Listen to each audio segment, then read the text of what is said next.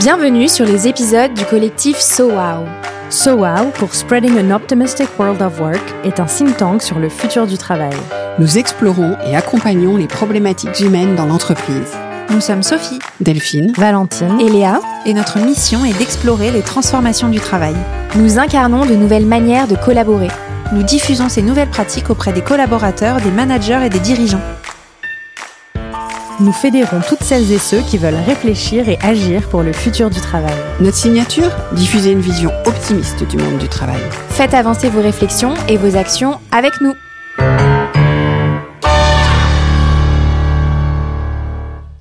Bonjour à tous et à toutes et bienvenue dans ce nouvel épisode du collectif SoWow.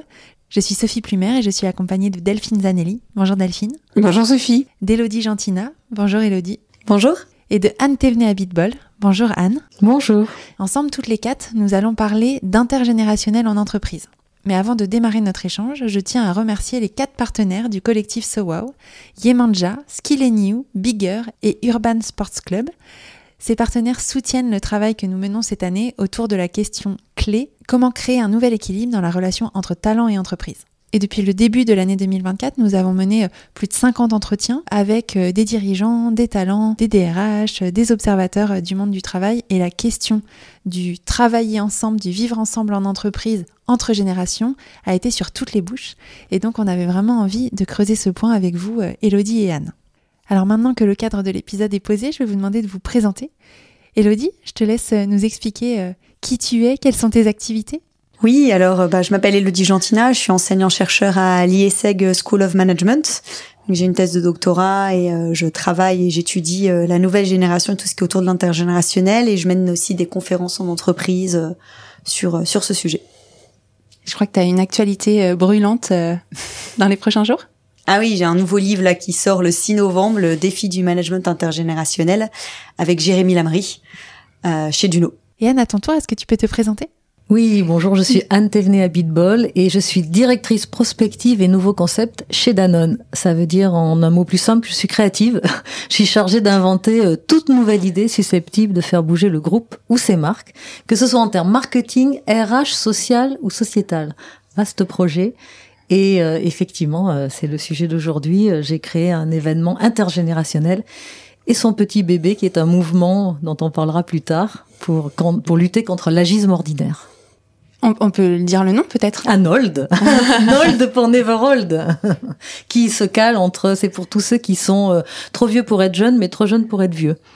Dont l'ambition est de rentrer dans le dictionnaire. Entre jeunes et vieux, il y aura Nold. Super. Alors démarrons dans le vif du sujet. Élodie, toi qui as étudié en profondeur les comportements et les attentes, notamment de la génération Z, aujourd'hui, qu'est-ce qui coince dans la relation entre les jeunes talents et le monde de l'entreprise ? Est-ce que tu peux nous éclairer là-dessus ? Alors, quand on parle de génération Z, c'est clair qu'il faut déjà parler de la grande diversité des jeunes. Les jeunes ne sont pas tous les mêmes. On n'est pas sur une jeunesse uniforme, donc ça faut quand même le préciser au départ. Et les jeunes ont des attentes aussi bien spécifiques, mais pas propres uniquement à la jeunesse, on en reparlera tout à l'heure. D'autres générations peuvent aussi ressentir les mêmes choses. Par exemple, ils sont en quête de recherche d'équilibre vie pro, vie perso. Ils cherchent à intégrer le travail de manière harmonieuse dans leur vie. Ils recherchent la flexibilité des horaires, plutôt que même la flexibilité du lieu de travail. Le télétravail, c'est pas trop pour eux. Eux, ils sont heureux d'aller dans l'entreprise, mais ils vont plutôt rechercher une grande flexibilité au niveau des horaires. L'engagement et la notion de fidélité est différente. Ils sont moins engagés à l'entreprise, mais ils sont plutôt engagés aux autres, à leurs collaborateurs, à l'équipe. Donc on passe d'une fidélité à l'entreprise à une fidélité sociale, voire collaborative. On est sur une vision du travail qui est à court terme, avec une remise en cause de la notion de plan de carrière, parce qu'ils vivent dans une société de l'immédiateté, de l'instantanéité, avec leur smartphone, qui est à portée de main, à portée d'écran, qu'ils l'ont toujours avec eux. Et puis cette quête de sens aussi, où on en parle beaucoup, et ça, on le retrouve aussi même à 30 ans, à 40 ans, à 50 ans, et on verra avec les autres générations, mais c'est clair que pour eux, le travail, c'est pas une finalité, mais c'est un moyen de se sentir bien. Et si on reprend par exemple certaines études, comme la dernière étude très intéressante du CESI de l'INSEE qui a été menée en juin 2024 auprès des dirigeants d'entreprise, les dirigeants nous disent, pour 86% d'entre eux, ils perçoivent la génération Z comme différente de la génération d'avant. Et ils nous disent aussi que les jeunes estiment, que les jeunes sont moins investis que leurs aînés dans le travail, pour 60% d'entre eux. Ils sont moins fidèles à l'entreprise pour 72% d'entre eux. Ils sont moins respectueux de la hiérarchie pour 53% d'entre eux. Donc, je dirais même que, avant tout, c'est important de bien les comprendre, d'arrêter aussi d'avoir des stéréotypes et des idées préconçues, et de porter un peu un nouveau regard sur la jeunesse, et de pas forcément cloisonner les générations, mais de porter aussi un management qui est intergénérationnel sur l'ensemble. On a interviewé dans notre étude des dirigeants, des managers, des DRH, aussi des talents, et certains nous ont dit je me sens parfois jugée, je me sens parfois pas écoutée, je me sens pas utilisée dans mon plein potentiel parce que j'ai plein de facettes différentes, et donc en fait dans l'entreprise je me sens pas complètement à ma place. Et les dirigeants ou les managers ont pu nous dire, effectivement, un peu comme des poncifs ou des grands jugements sur toute une génération. Les jeunes veulent plus travailler, on sait plus comment les engager, ils passent d'une chose à l'autre et donc on peut pas construire dans la durée avec eux. Toi, quel est ton regard par rapport à ces deux visions en fait qui se passent à côté? On a juste l'impression que ils se comprennent pas. C'est clair que si on reste sur des préjugés en disant que les jeunes ne veulent pas travailler et puis les jeunes déclarent des plus vieux, ils sont très rigides et donc on aura du mal à s'entendre, on n'arrivera à rien. Donc déjà, il faut essayer de déconstruire tous les stéréotypes qu'on peut avoir, tous les préjugés qu'on peut avoir sur chacune des générations, l'un comme l'autre. Ouais. Et après, on peut se poser la question de la notion d'engagement et de fidélité. Est-ce que ça existe toujours? Mais qu'est-ce que ça veut dire, cette notion-là? Et là, si on prend même des études, on voit qu'on a même des résultats qui sont complètement différents. Parce que parfois, on parle trop de statistiques, mais on cherche pas à véritablement comprendre le concept même et le terme de fidélité. Si par exemple, on reprend la dernière étude de Job Teaser et de Kantar, ils nous disent un Français actif sur 3 affirme regretter son choix de carrière. Et pour la génération Z, on est à 40% qui souhaitent déjà changer de carrière alors qu'ils viennent à peine de rentrer dans le monde de l'entreprise. Voilà. Et si on prend une autre étude comme Terra Nova, à l'inverse, voilà, en 2024, ils nous disent, mais en fait, les jeunes actifs sont hyper investis. 47% des jeunes aujourd'hui déclarent que le travail est très important pour eux, contre 36% pour les 45 ans et plus. Donc finalement, c'est les plus âgés qui sont moins investis. Alors, qu'est-ce que ça veut dire? Mais c'est quoi la notion véritable d'engagement? Et donc, en fait, si on reste sur cette notion-là, pour moi, les jeunes sont toujours engagés. C'est juste que la notion d'engagement, elle a changé. Avant, on était sur un engagement, je dirais, tripartite. Sur un engagement qui était rationnel, mais aussi affectif, on aimait notre travail. On était sur un engagement normatif. Travailler est une norme. Alors aujourd'hui, pour certains jeunes, travailler, c'est pas forcément une norme. Je me souviens que j'avais été interviewée par une journaliste sur le chômage et vanter le mérite du chômage sur TikTok. Des jeunes, ça dépend aussi de la population, bien évidemment, à qui on a affaire. Et puis en dernière instance, l'engagement est rationnel, c'est-à-dire travailler, c'est une raison, ça nous procure une sécurité, un job à vie, un statut, on se pose pas de questions, et donc on est engagé, on est redevable envers l'entreprise, on avait un devoir de loyauté qui était très fort. Aujourd'hui, on voit bien que cette jeunesse est en train de remettre en cause cette notion tripartite de la fidélité pour une fidélité qui est pluridimensionnelle. Moi, je dirais aujourd'hui, les jeunes ont une fidélité émotionnelle avec l'entreprise. L'entreprise doit être un lieu de vie dans lequel on se sent bien. La fidélité, on parle de fidélité intrapreneuriale. Le jeune aujourd'hui a envie d'être acteur dans l'entreprise, il a envie d'être protagoniste, partie prenante. On parle de fidélité sociale, voire collaborative.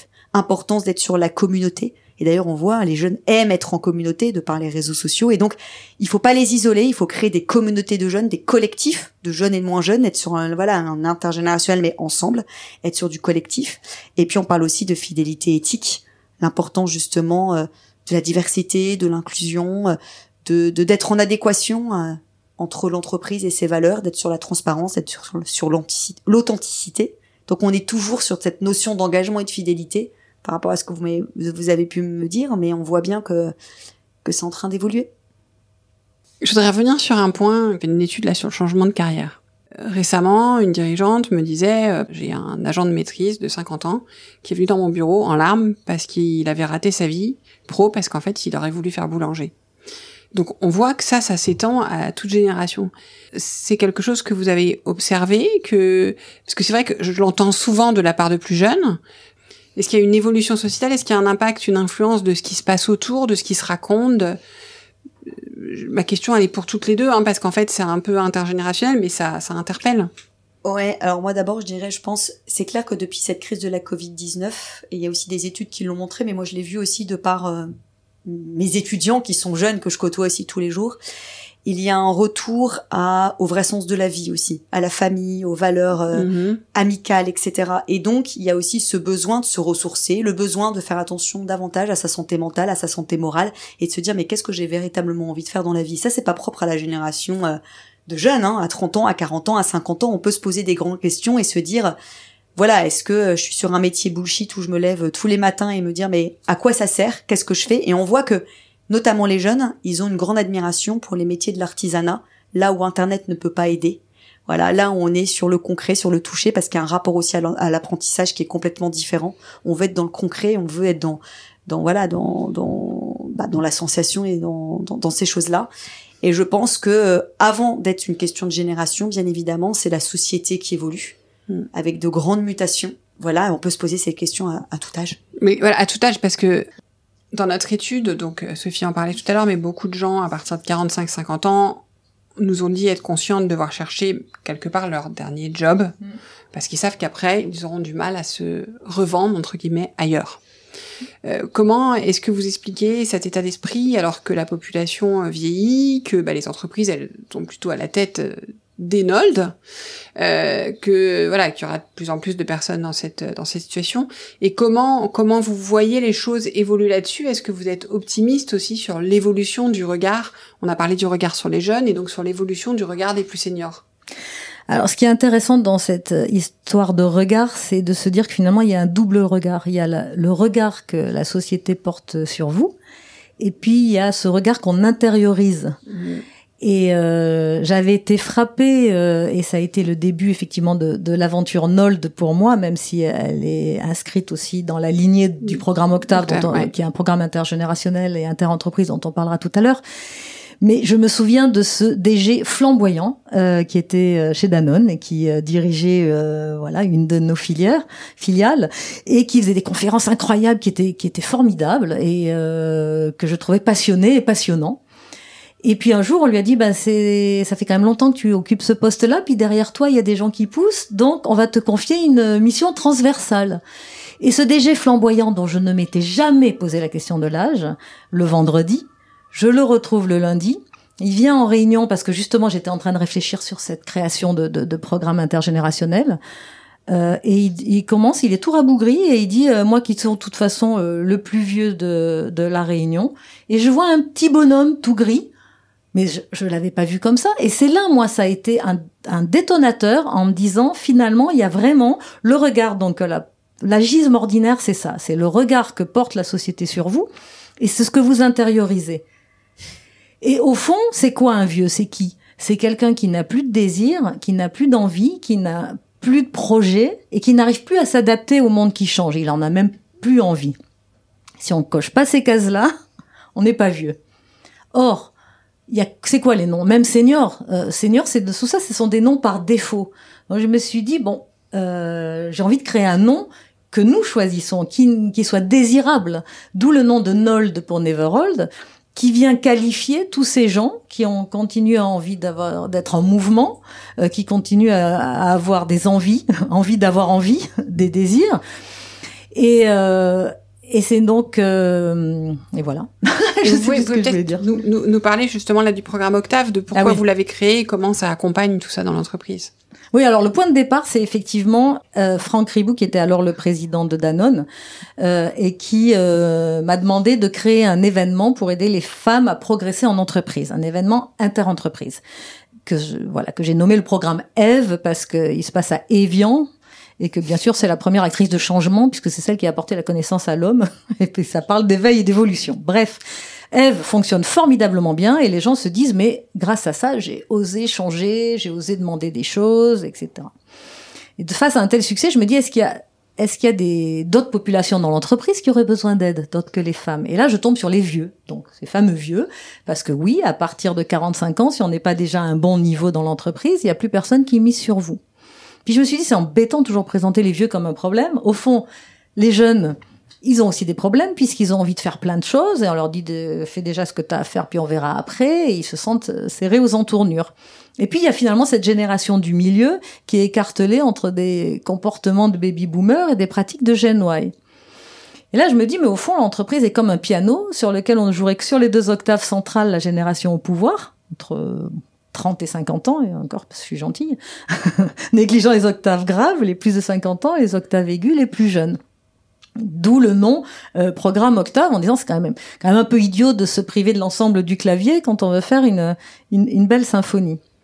Et ce programme, en fait, ce qui est très intéressant, c'est d'abord il change tout le temps, parce que le motto c'est oser être soi et être acteur dans un monde qui change.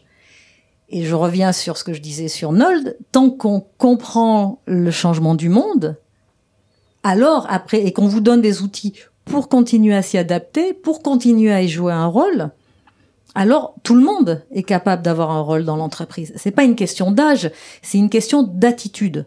Et l'âge, c'est pas un état civil, c'est un état d'esprit.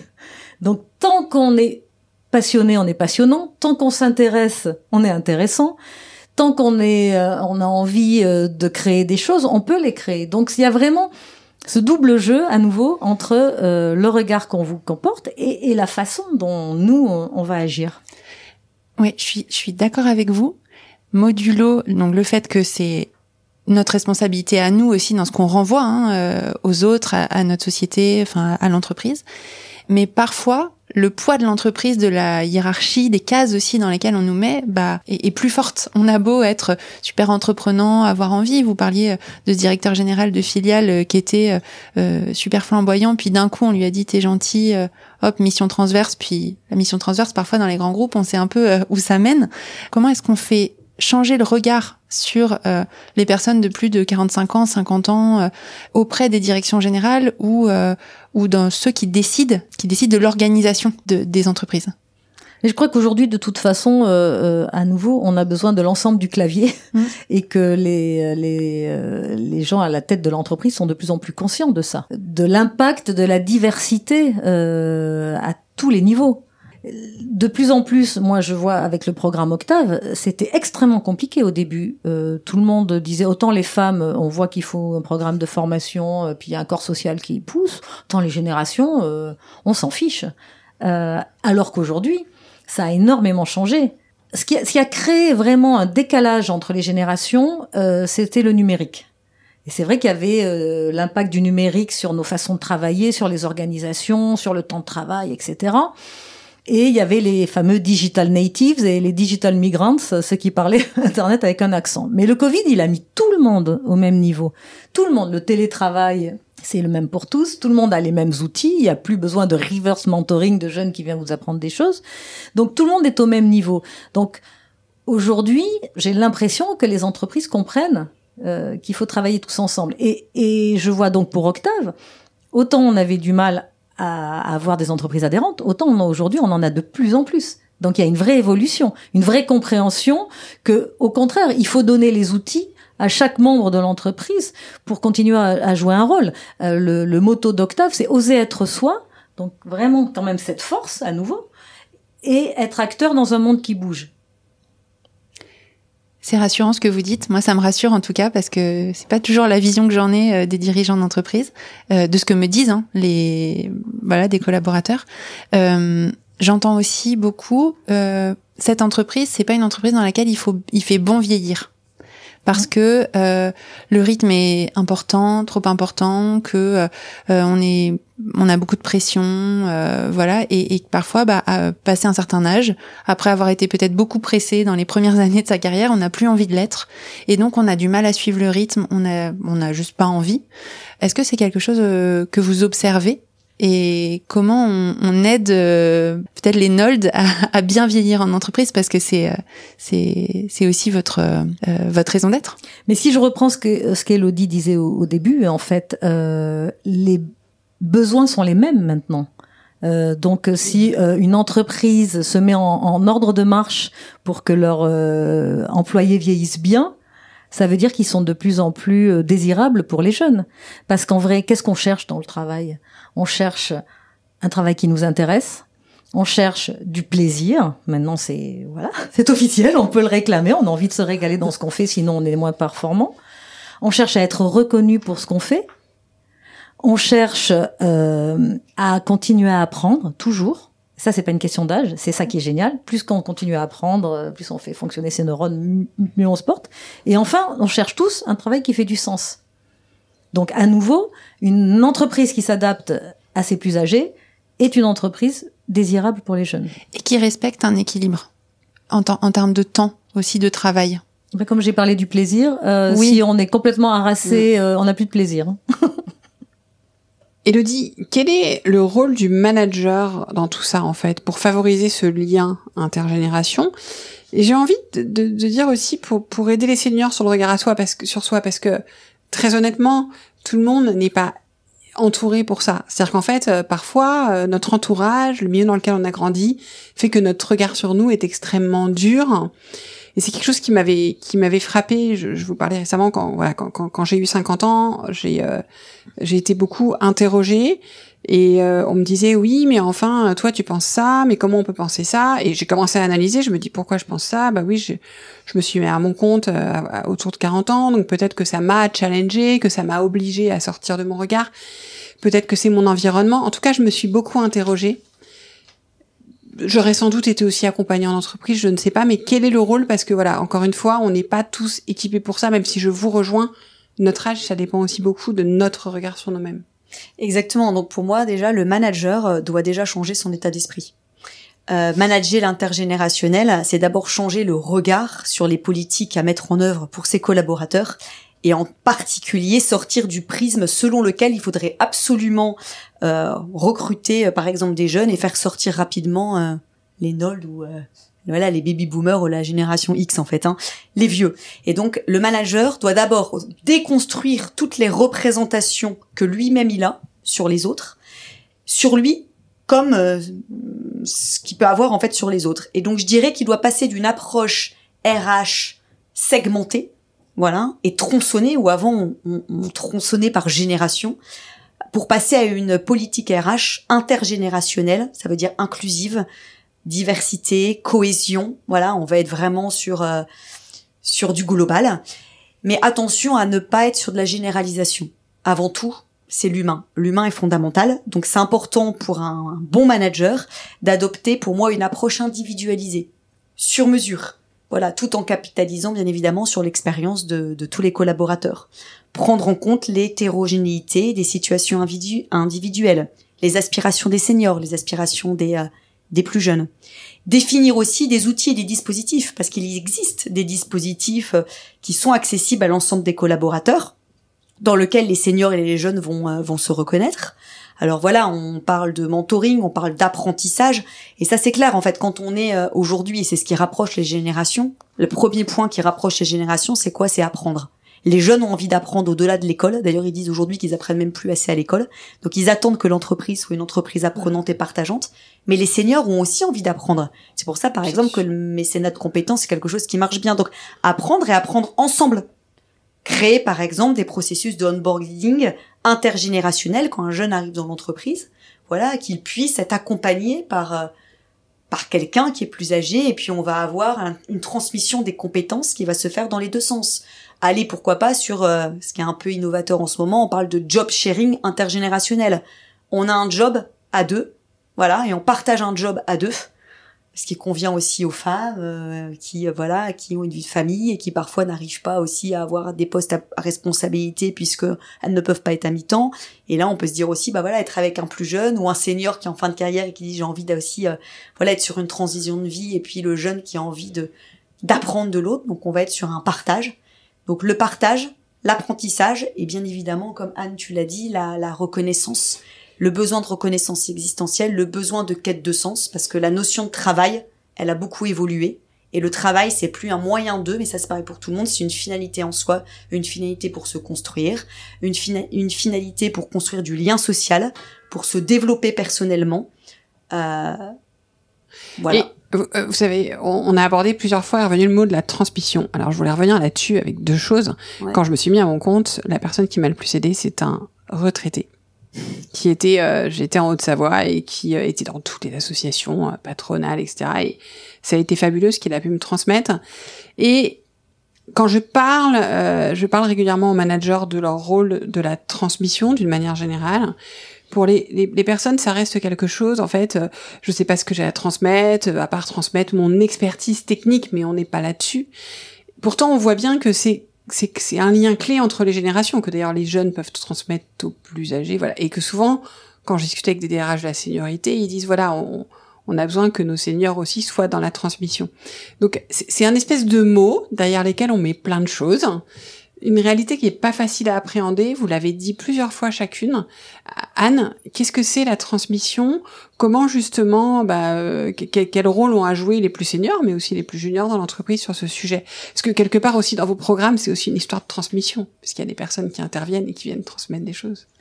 Oui, non, mais effectivement, tout est affaire de partage et de transmission. Ce qui est intéressant avec cette notion de transmission aussi, c'est que j'ai entendu, moi, plusieurs personnes plus âgées dire « mais arrêtez de me parler de transmission, j'ai rien envie de transmettre, j'ai envie de continuer à produire ». Donc, ça dépend des gens aussi. Hein. Il faut pas enfermer tout le monde sous prétexte qu'il a un certain âge dans un rôle de transmission. Mais c'est ce que vous avez dit, tout le monde a envie de transmettre. Les jeunes aussi ont des choses à transmettre. Voilà. Alors, et dans la transmission, et aussi tu l'as dit, c'est-à-dire qu'il y a du transmission de savoir-faire, mais une transmission de savoir-être aussi. Voilà, il y a des codes quand même dans l'entreprise, et chaque entreprise a ses codes propres d'ailleurs. Et voilà, transmettre du savoir-faire et du savoir-être, et dans les deux sens, les deux sens. Et de l'expérience dans le sens où l'expérience, c'est pas forcément en nombre d'années, c'est dans ce qu'on a fait, dans ce qu'on a traversé. Parce que je suis d'accord on peut avoir envie, encore heureusement, de produire, mais je sais pas si transmettre et produire, c'est complètement... Non, mais c'est parce qu'on a tendance toujours à dire, maintenant, les plus âgés, vous allez transmettre. Ouais. Et c'est là où vous allez transmettre ce que vous faites. Ils s'arrigent en fond en disant, mais oui, c'est ça, mais je veux bien transmettre, mais je veux continuer aussi, parce que derrière le mot transmission, il y a effectivement, et après tu t'en vas, quoi. Oui, moi, ce que je mettais quand je parle souvent aux dirigeants, c'est de leur dire, en fait, en transmettant votre expérience, vous avez beaucoup de choses dans votre expérience parce que vous avez vécu, beaucoup d'entreprises, on est dans une période de crise, vous avez connu des crises, vous savez comment ça se passe, il y a des cycles, il y a des choses comme ça, donc il y a des choses aussi à transmettre qui sont importantes. Mais dans ce cas-là, on est dans la théorie du don, alors. C'est donner, recevoir, rendre. D'accord. Voilà, c'est une valse on est sur de la réciprocité. Toutes les générations, voilà, une valse de réciprocité. Et aujourd'hui, le travail, c'est ça, hein, c'est plus un contrat, on est sur un pacte. Voilà, de réciprocité, de bienveillance, de lien social de l'un envers l'autre.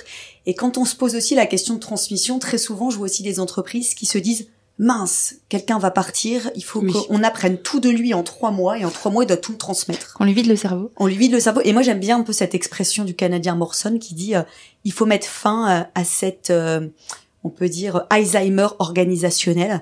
Voilà, c'est-à-dire qu'en fait, il faut capitaliser pendant tout le vécu et s'intéresser aux collaborateurs pendant toute l'expérience, et pas uniquement juste au recrutement, mais aussi tout le processus d'intégration, tout le processus dans lequel on est investi dans l'entreprise, et même jusqu'au départ.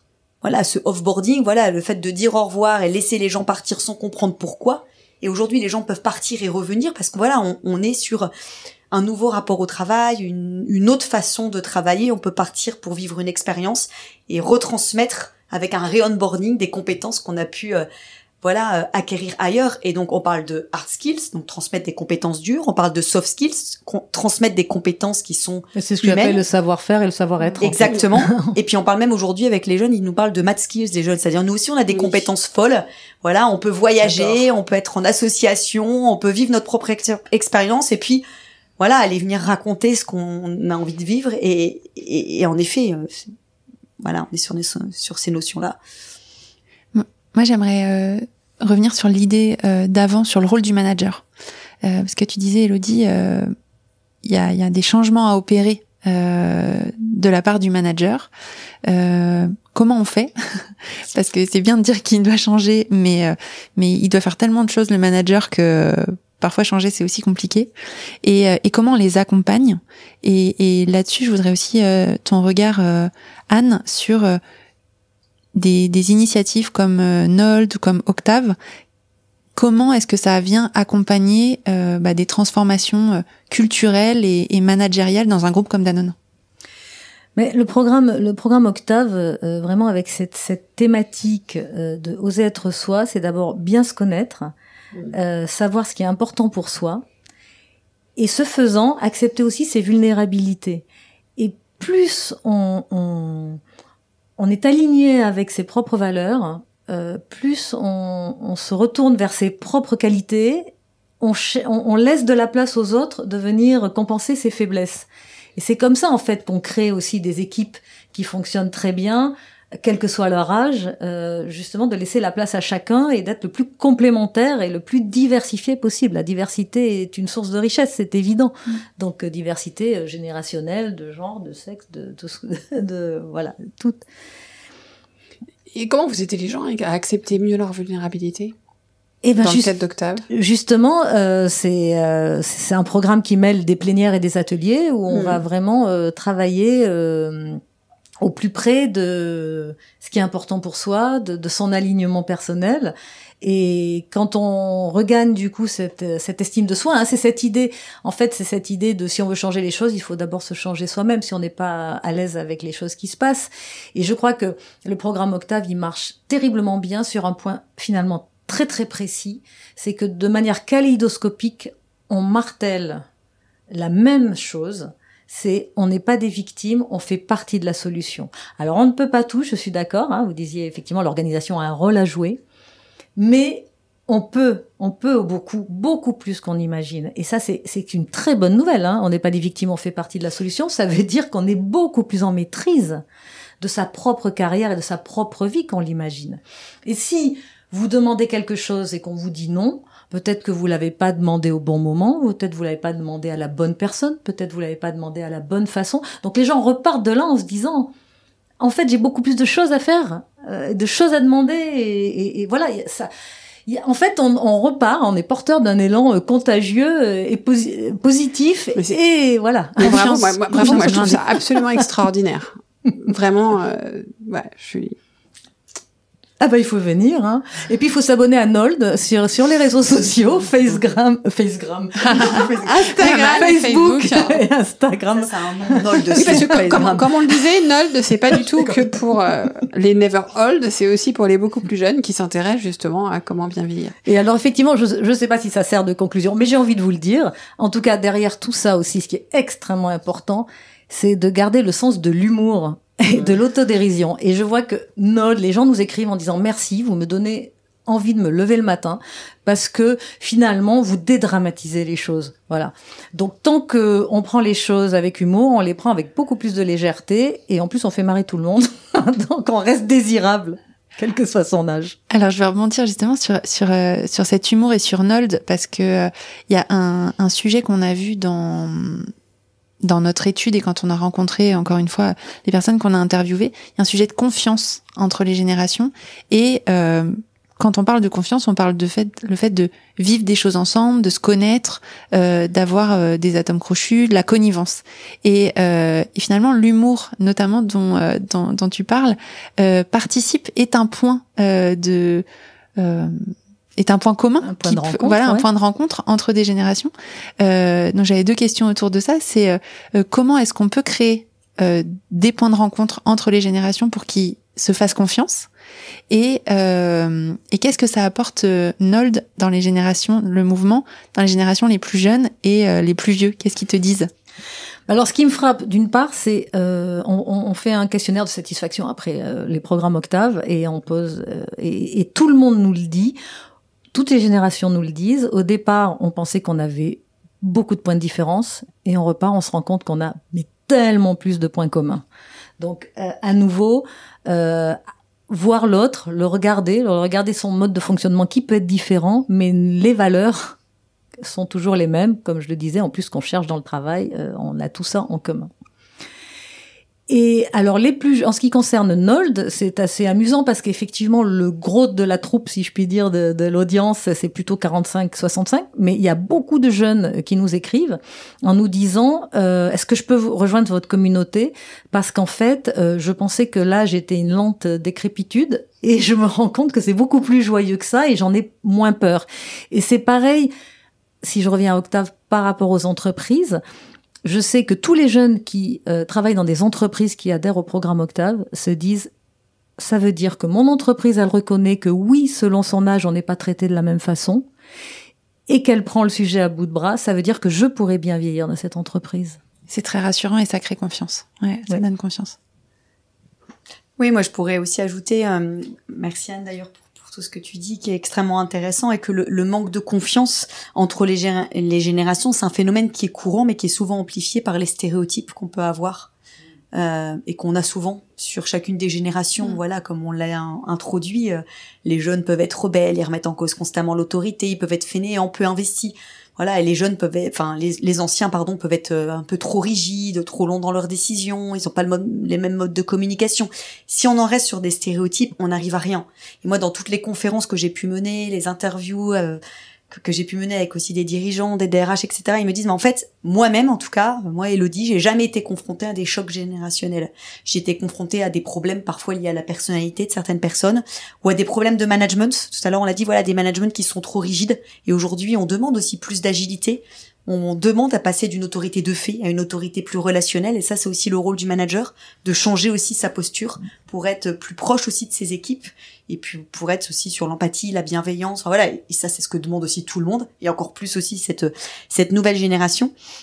Et donc, on doit essayer de travailler ensemble et de se dire, j'ai vu aussi, moi, par expérience, des jeunes de 30 ans qui sont même très durs avec des plus jeunes, et puis des personnes, des parents qui ont 50 ans, qui ont des enfants à la maison, et qui comprennent déjà cette nouvelle génération par les enfants qu'ils ont à la maison, et donc dans le monde de l'entreprise, qui comprennent les jeunes. Et donc là, ce qui est important, c'est aussi le cycle de vie. C'est plutôt l'âge subjectif que l'âge chronologique. Quel âge j'ai ou quel âge je me sens avoir. Voilà, en termes de conclusion, d'où justement le beau programme, le beau programme de Nold. Mais effectivement, et je rajouterais à tout ça la nécessité, quel que soit son âge, de garder de la curiosité. Parce que tant qu'on est curieux, on continue à apprendre, on s'intéresse à plein de choses et on continue à intéresser les autres. Merci. Merci beaucoup, c'est un beau mot de la fin. Ouais, que je partage à 200%. Donc, merci beaucoup. Et d'ailleurs, je pense que les personnes qui nous écoutent ont quand même ce côté-là, parce que pour écouter des podcasts, il faut une forme de curiosité. Merci beaucoup, Élodie. Merci beaucoup, Anne. Merci, Sophie. Merci à vous trois. Merci, c'était un plaisir. Merci.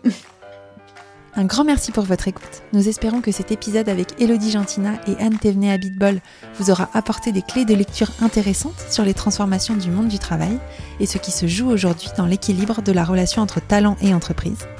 Pour continuer à suivre nos travaux, nous vous invitons à écouter nos 4 podcasts que nous rappelons en commentaire de l'épisode, ainsi que notre page LinkedIn sur laquelle nous publions régulièrement les nouvelles de nos projets et de nos travaux. Alors à très bientôt pour un nouvel épisode du collectif So Wow.